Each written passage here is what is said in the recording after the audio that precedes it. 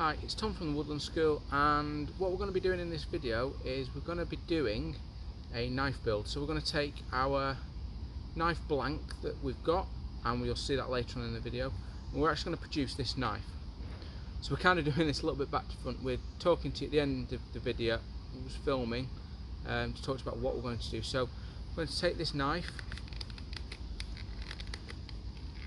and we're going to produce a TBS bore from a knife blank to an actual finished knife. We're going to show you a lot of the steps that are involved in doing it, and at the end we're going to put the knife through a couple of tests. We want to show you how the knife performs. Obviously there's a couple of different elements to it. We want to make sure that we produce an aesthetically pleasing knife, but it's also got to be functional. So the reason why we've picked the TBS bore as a knife, and I'll just draw it out the sheath again, is you want a knife that ideally is approximately, for cutting edge length, not much bigger than the palm of your hand. So this knife it's a 4 3/4 inch blade, which is a nice knife size I find for using in bushcraft. It's got a Scandi grind, and it's got a 5mm blade, which is great because it means that it's substantial enough for battening. It's got strength to it, but it's not oversized. My other knife that I have is the TBS Grizzly, which is a 6mm knife, which is fine. That will still produce reasonably quality feather sticks, and in this video one of the tests that we will do at the end, so we will do 3 tests at the end. So we will see how this battens wood, see how this splits wood. We'll also see how it feathers sticks, and we'll then test the quality of those feather sticks and also check the quality of this 90-degree spine by striking a ferro rod and seeing if we can ignite those feather sticks off the spine of the knife using a ferro rod. So stay tuned and we will get into the knife build.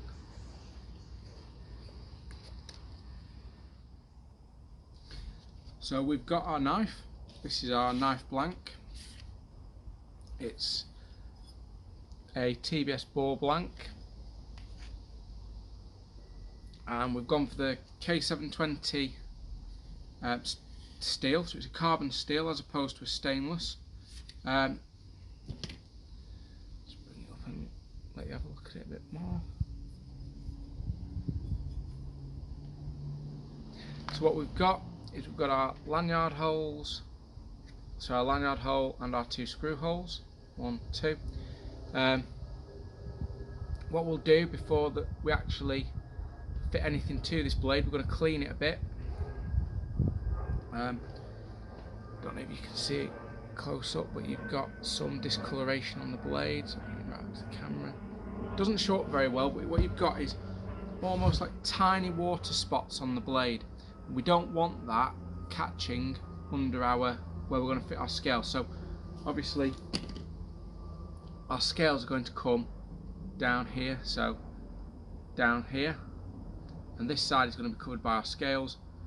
This side is going to be in our sheath. What we don't want is we don't want to have any contamination on this part of the blade when we fit it, because that means that we could potentially get rust. So what we will do is we will actually clean this, we'll actually polish this up, take any impurities, any imperfections off the metal, and then it will be really, really clean before we start. So when we fit the scales to this, what we'll do is we'll do some test fits, then we'll polish this, and then we will fit the scales, so that when we fit the resin, it will give us a really, really secure bond, as well as having the screws. So we're going to get a chemical bond from the resin, and we're going to also get a mechanical bond from the screws. So this is going to be an absolutely solid fit. We're going to have to just re-drill the lanyard hole slightly, because the lanyard sleeve that we've picked is ever so slightly thicker than the hole. So what we'll do is we'll re-drill that out, make sure it's a nice snug fit. We've checked the screws for these holes, they're a really good fit now, so they're fine, and they'll tighten up really nicely when the scales are fitted to the handle. So when we attach our scales to our liners, so this is our liner section, scale section, we're going to use our super glue, and what we need to do is, and we're going to do both the scales to the liners together. That'll allow us to form a really good seal. Just get our super glue down onto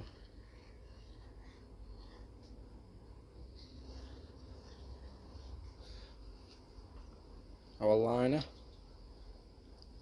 I'm going to place our first scale on and just put it there. Doesn't matter if it runs out a little bit over the sides, because we're actually going to cut the liner so that it fits the scale. Do the other one.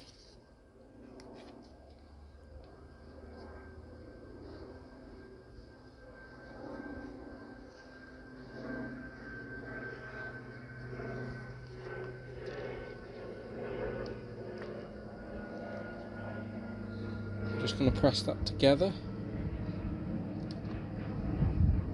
for a moment, and the same on that one. And then what we're going to do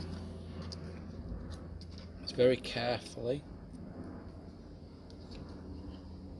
we're going to put our two liner sides together.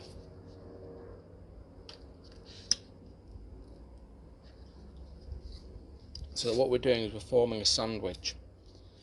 I'm just going to move it so that our two scale blocks are virtually the same.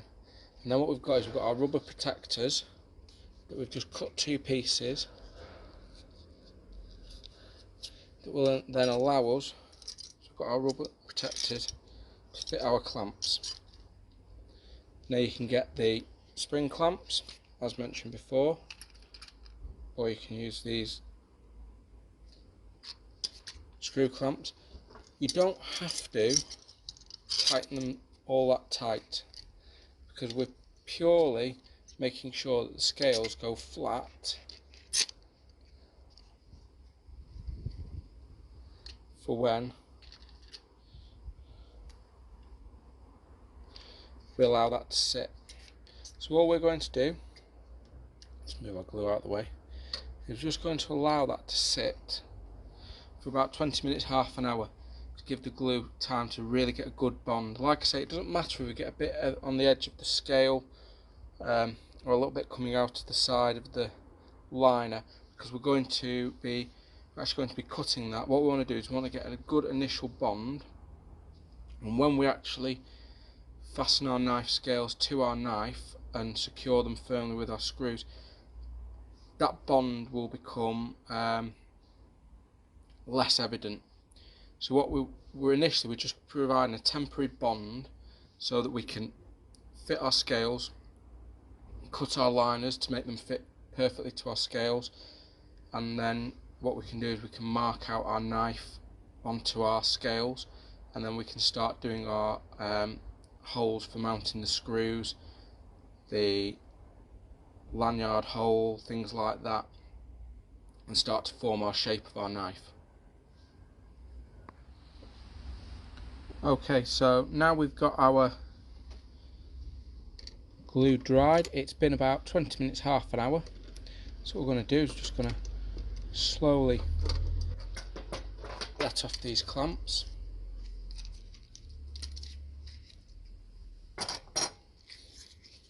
Got our two rubber protectors, as said.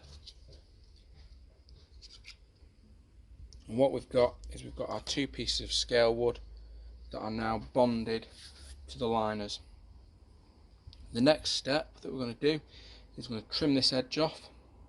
We're going to get some sandpaper, some of our wet and dry, and we're just going to gently smooth it so that we make sure that this edge of the liner is a perfect match to this edge of the scale. That way, when we're doing our measuring onto our scale, we'll know that our liners will be the right fit straight away, because we'll actually measure. And I'll fetch our knife blade.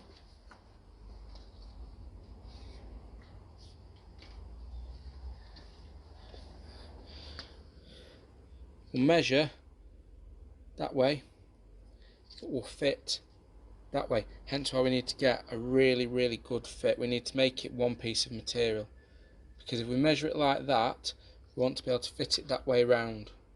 We want to be able to get our holes and everything to fit really well.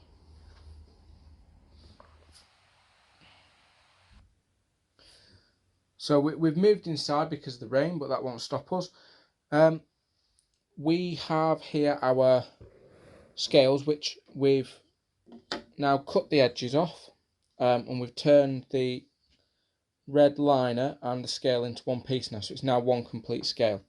And what we've done is we originally placed our knife on our scale, got it lined up to how we wanted it, and marked it up for our holes. So that what we'll do is we'll get our holes exactly how we want them.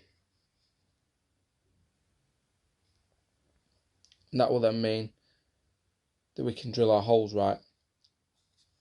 What we'll then do afterwards is we'll obviously place our knife onto our scales and fit them like that on either side. And so we'll have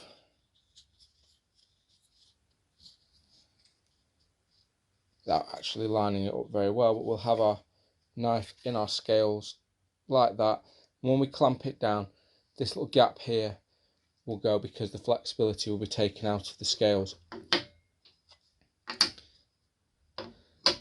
Now what we've done is we've used our 4mm drill bit to draw our initial hole through. We've done that on both our scales, and then we used our 6.3mm or our 1/4 inch drill bit. And what we've done, as you can just see there, we've just gone in slightly, and to help us, what we can do is we can put a bit of tape on, and that will allow us to measure to where our drill bit goes down.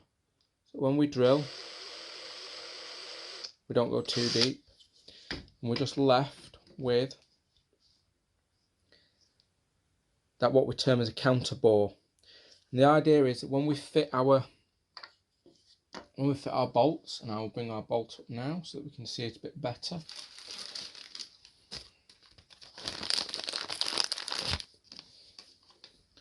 When we bring our bolt up, these two, so that the 4mm piece will go through here, and these two pieces that screw up and down, they will sit inside the scale. So what I'll do, I will take that off.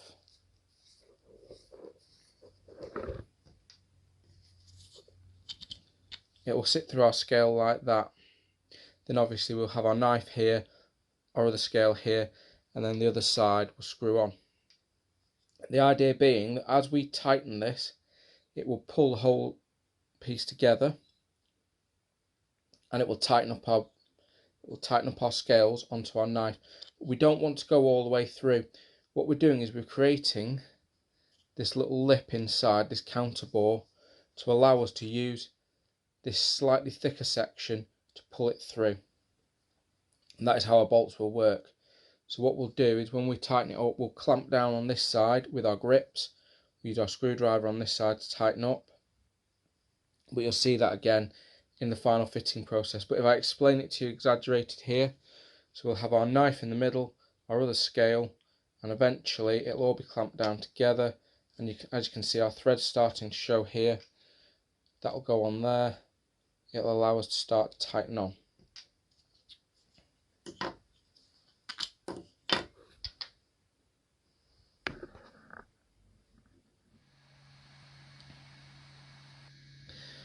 So we've prepared our knife. At this point, you probably will want to put some rubber gloves on, just purely because if you get any of the resin on your hands, it is a bit tricky to get off. So rubber gloves are better. Also, make sure you're working over a surface that you don't mind potential drips on. This floor is moppable, so that should be alright. Don't do it over your best carpet. So we've actually prepared our knife, and the camera strobes slightly because we've got such a good shine on it. What we've done is we've cleaned it, took off all the imperfections, and got it back to this metal shine. That means there's going to be no rust in there, nothing that can affect it, because if we get any rust, debris, particles, anything like that, it can affect how the resin bonds. What we've also done is we've set one of our knife scales, so we've placed our bolt sets in already. Got the other side there, and we are now ready to apply our resin. So what we'll do is we've got our part A and part B. Put some of part A down, and we're just using a piece of our cereal box card for mixing on. And what we can do, and we put down part B, roughly equal parts. Now what we've done is we've gone for the ultra strong resin as opposed to the fast setting. The fast setting is great if you want to get this done quickly, but what we want is we want the absolute strongest bond possible. Now I've just got a bit on my finger, so you can tell this is going to be messy. This is where having the gloves comes in really handy. Now you can mix more as you need to. So what we're going to do, we're going to apply our resin to our first scale. What you'll find is a little bit of resin goes quite a long way. I'd say 1 pack of resin will do approximately 10 knives. So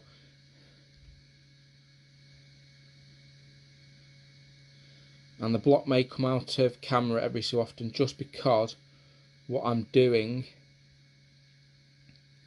is I'm trying to get the best coverage possible. So I bring it up to my eye to see where there's points.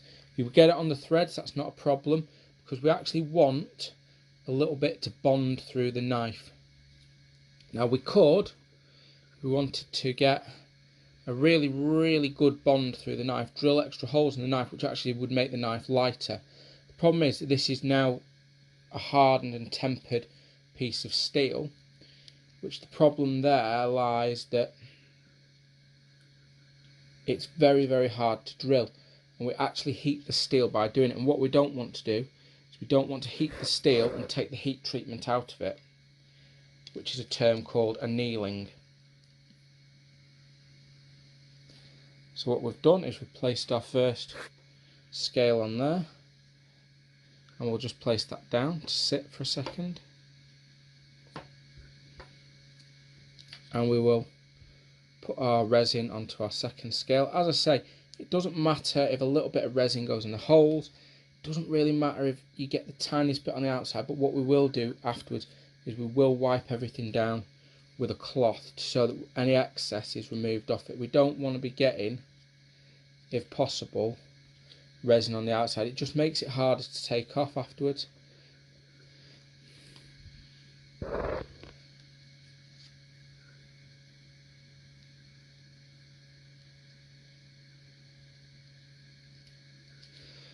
So that's our resin done.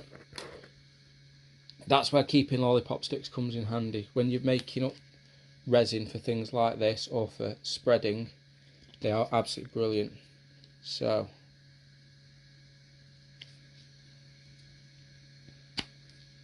and what we're going to do is we're going to make sure that we get our knife in line with our blocks, because we don't want the knife sticking out beyond the blocks. And then what we're going to do is we're going to fit our threads.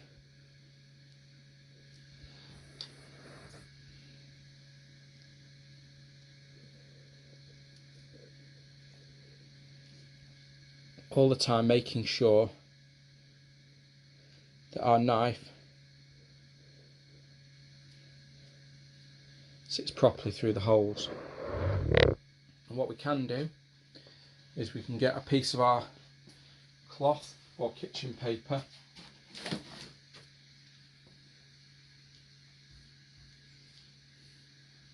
just to place it down on. It's just so that we don't get resin onto our work surface. We want to ideally keep the resin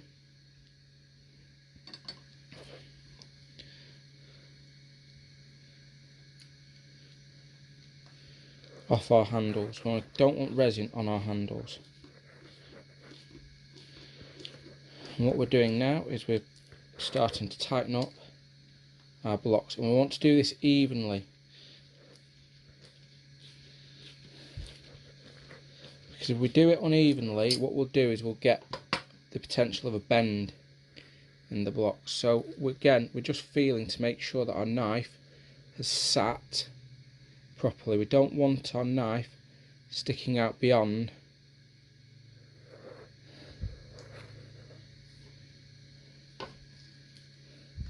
our scales, otherwise what will happen is we'll end up with a ridge in the handle. So now we've got our knife, it's got the resin in it, we've given it a wipe, so that's where what those watermarks are. I've just got a cleaning wipe, cleaned any resin off, wiped it down with a cloth. If we want to, we can get our cleaning wipe a little bit more, take some of that excess off there.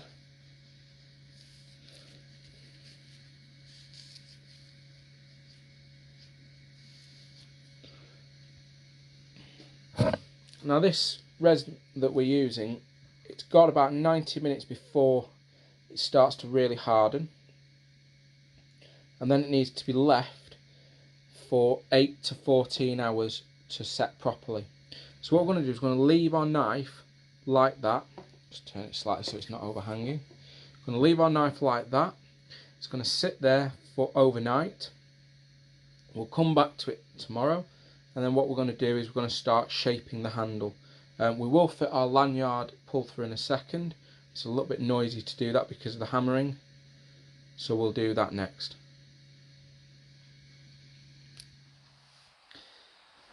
So we've got our knife, and this is the day after we resined it, so it's now dry, the resin's gone solid. So the next step that we're going to do is we're going to cut off these pieces. So the lanyard loop, the edge of the bolts, we're going to cut that off, we're going to clean it, then we're going to start to actually shape the handle to the profile of the knife. With it being full tang, we're going to match it to the tang, and then we're going to sculpt it round the sides. So what I'll do is I shall cut through those sections, and then we shall start to do the shaping process. So we've now cleaned up our knife edges. As you can see, the bolts aren't showing through unless we tilt it over. And we've made sure that our lanyard hole is nice and clean as well. When we put it in, we made sure that we didn't get any drips of resin in it, so I just gave a quick push through when we fitted it. And now what we're going to do is we're going to start to shape our knife roughly to the profile.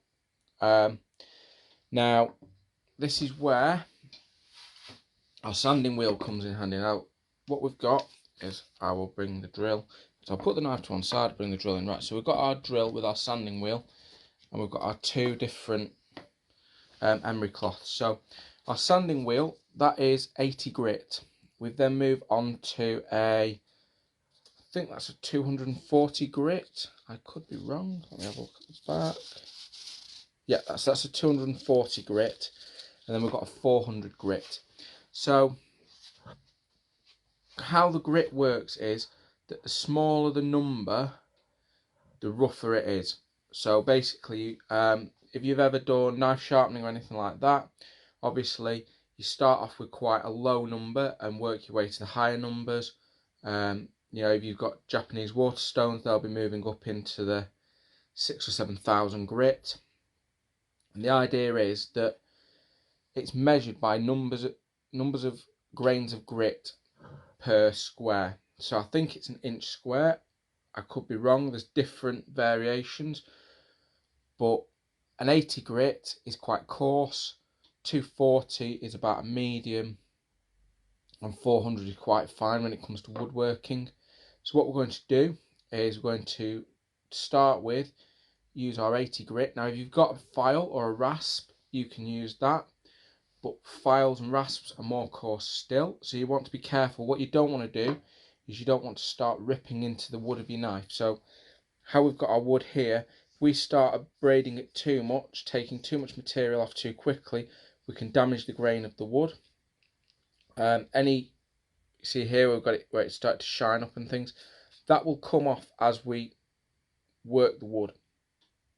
But what we don't want to do, and we can take this excess resin off with the sanding process as well, what we don't want to do is be too rough, because obviously taking material off is easy, putting it back on is very, very difficult. So we don't want to be in a situation where we go down too far. So to start off with, we're just going to shape these edges, so this top edge, the back and the side, to the profile of the tang. We're not going to round these edges off too much to start off with, because that will be as we start to get a feel for the knife, and this is very much done by touch. So you'll start to feel the knife, get it in your hand, see how it sits in your hand. I'm left-handed, so my knife will actually sit better in my left hand than my right by the end of the process, because we're going to make it really comfortable. And you can do this with any knife with a wood or plastic handle, is you can start to shape the knife handle. As long as you don't remove too much material, you can start to shape it to suit your hand and make it more comfortable, make it more user friendly. Yeah, so what I'm going to do is I'm going to get a rough edging on it, and then we'll come back, I'll show you where we've got to, and we'll explain it step by step. So we've now got our knife handle shaped. There's some tiny little bits where the resin hasn't quite been removed, but we'll pick those up when we start to do the rounding. So if you look, there's little bits that we need to adjust, like where one block was ever so slightly further forward than the other. But what I'm going to do is I'm actually going to put a round. So if I get my pencil, wherever it lives, there it is. So and this will come off, I'm going to put a very slight round like that on the wood, which I can match up to the other side.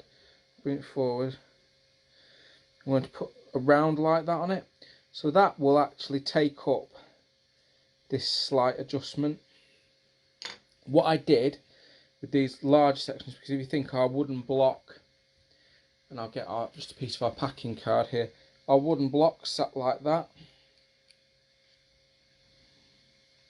So we had all this material in this gap here, and it would have been the same like that, would have had all that material in there. You can use a hacksaw to cut that off, but you've got to be very careful that you don't touch on the metal. So we've taken it down to the metal. What we're going to do now is going to start the rounding process, and this is where we get a feel for the knife in our hand. I'm probably going to just retape the knife, because in the process I've just worn a little bit of the tape here away. What we'll do is we will do a resharpen on the blade. So if you do touch onto the blade with your sanding wheel, it's not too bad, it's not awful. The sanding wheel isn't that aggressive. Let's bring our sanding wheel up. Our sanding wheel, when you feel it, it is quite soft, it's quite flexible. That's great. And when you're sanding, when you just start to touch onto the metal, you'll notice one or two errant sparks. Don't panic. That's fine.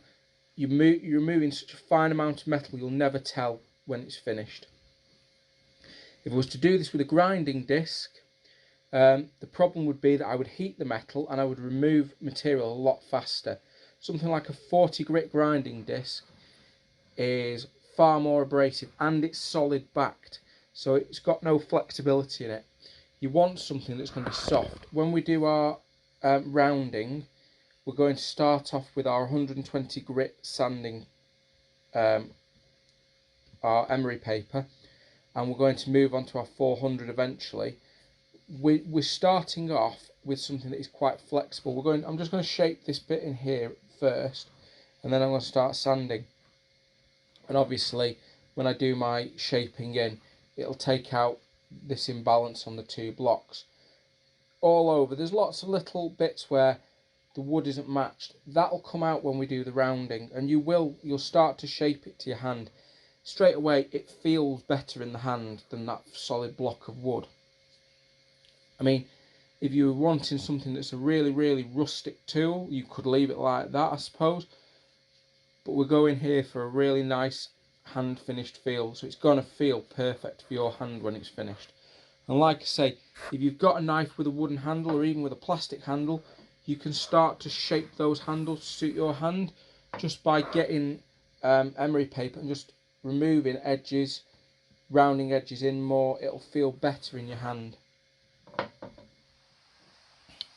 So we've started to round our knife. This has just been done with the 240 grit, and what we're doing is we're starting to form that feel that we were talking about. So because I'm left-handed, what I've done is I've brought this edge here more rounded, and here, because that's where I get tight spots, where I get pinch points, where I can feel the actual wood of the knife biting into my hand. So I've rounded those out more. What I've done is I've just gone with our sanding wheel, just taken those back a bit more, and that's what I'm talking about when I say that we can change a knife to make it feel better in the hand. When we buy a knife off the shelf, it's not going to feel perfect in our hand because it's not made for our hand.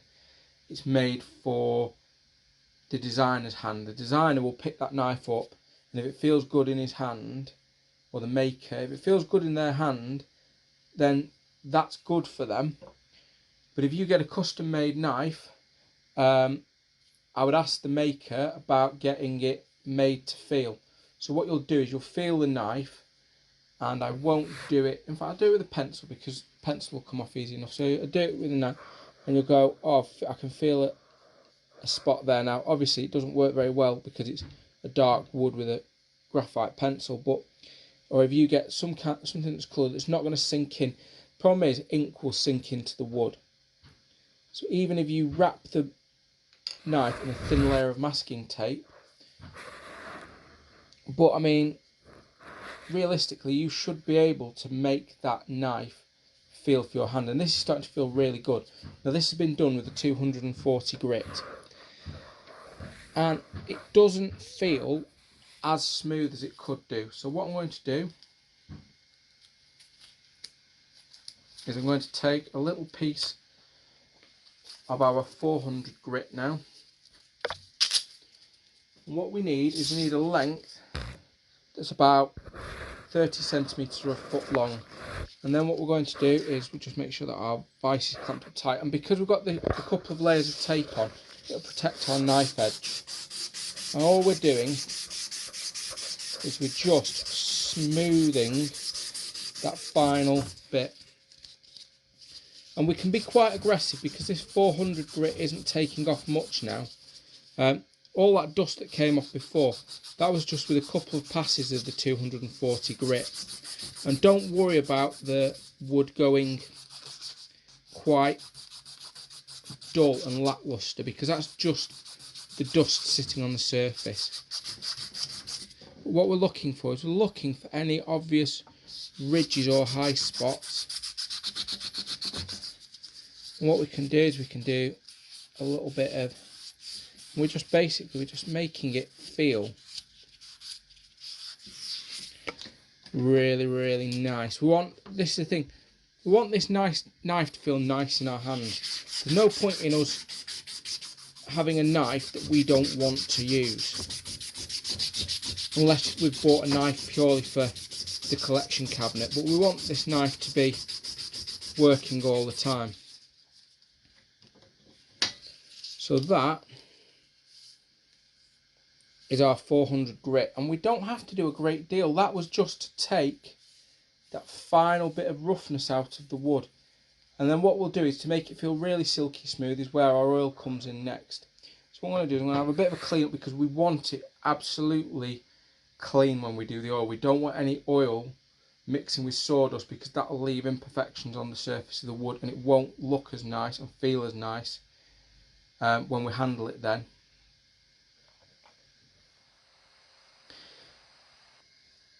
So we're at the point now where I'm pretty happy with the handle, how it feels in my hand. I've left it quite a chunky grip. You can round it down a lot more, you can bring it in a lot tighter. With your scale wood, you can actually get thinner scales should you wish to have a more delicate fine handle, but this is, for me, I like something that feels quite chunky in my hand, and I can still refine this finish down further. As I say, you'll find that adjustment, you'll find those spots where, like I say, there's that spot there where it felt really where it stuck into my hand, it felt really tight on my hand, and that spot there where my little finger was. So where my little finger sat there and where my forefinger sat there, the tight spots, I've took those out a bit more. It now feels a lot more sculpted to my hand. So what our final step is to get our oil. I'm using teak oil, you can use linseed oil, and it's purely personal preference how you want, which oil you want to use.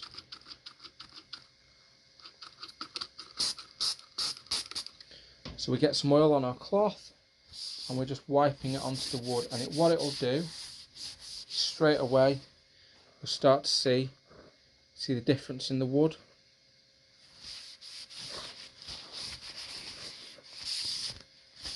And what it'll do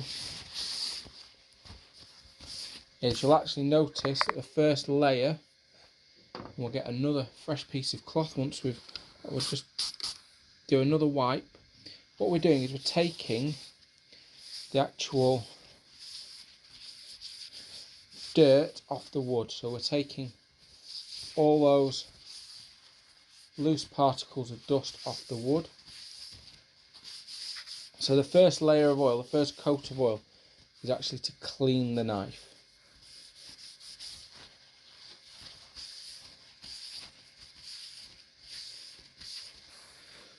So you can see with this first coat of oil, we've actually got the knife quite nice and clean.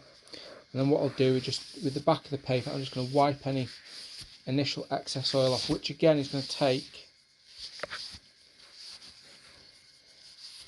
those, it's just taking any excess oil off, it's taking any excess dirt off with the clean piece of cloth. And we throw that piece of cloth away, we get ourselves a fresh piece of cloth, and we're just going to repeat the process again.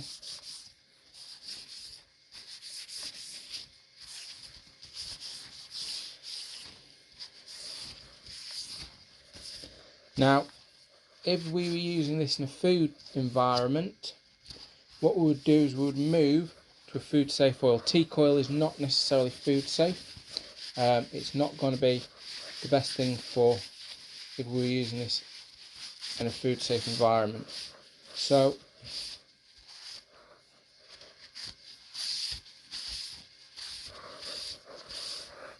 there we have our knife. We've got our bolts. You can polish those up a little bit more, which will take away some of the identifiers. And what I'm going to do is I'm just going to take a little deburring tool I've got, clean those lanyard holes up, and then I will potentially fit a lanyard, I don't know yet. And then what I'm going to do is I'm going to obviously clean the blade, because the blade's got the residue from the tape on it still.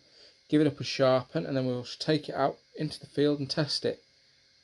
Overall, I'm very happy with that. I'm liking the red and with the dark brown.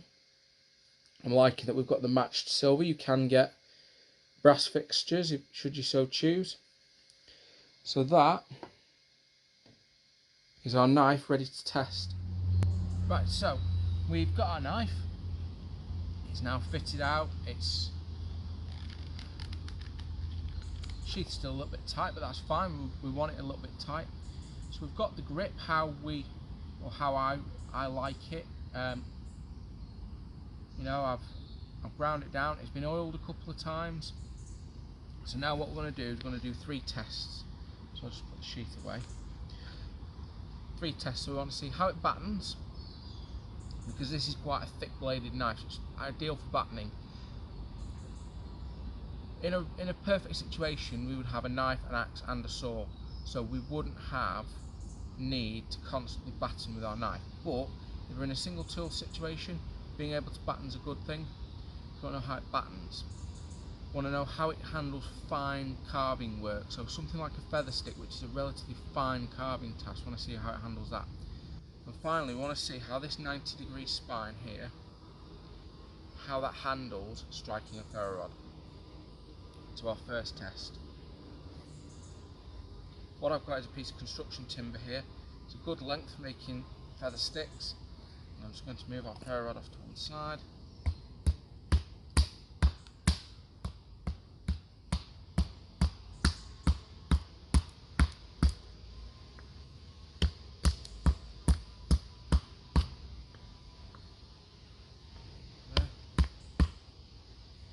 What we've done is we've hit a knot there, but that's not a problem.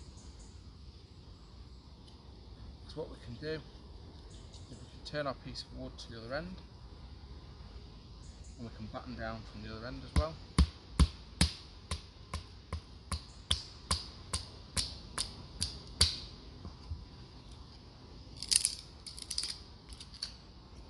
So, as you can see, requires not much effort to get 2 or 3 reasonable sized sticks for feathering. On to our second test. So our second test is, how does this knife feather? So I'm going to swap knees, move my mallet out of the way, move my pieces of wood out of the way, and I'm just going to brace the knife against my knee, and I'm just going to start forming our feathers, our curls. Some of the curls fall onto the ground, it's not a problem.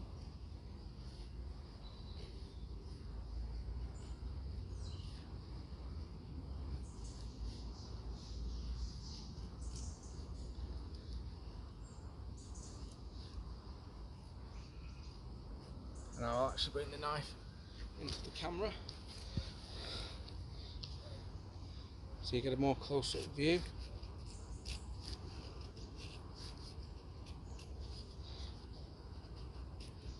But as you can see, bring it further back, get the longer curls.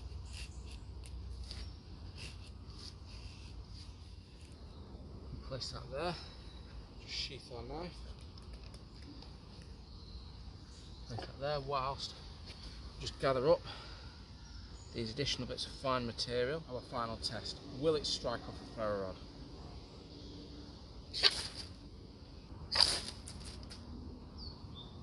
And there we have our feather stick ignited.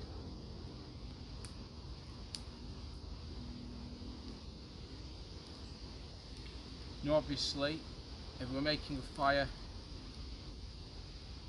for real, we would actually have 3 or 4 feather sticks at least, so that we had a decent amount of material. But that, get close to the camera, is a really decent quality feather stick that we've made. So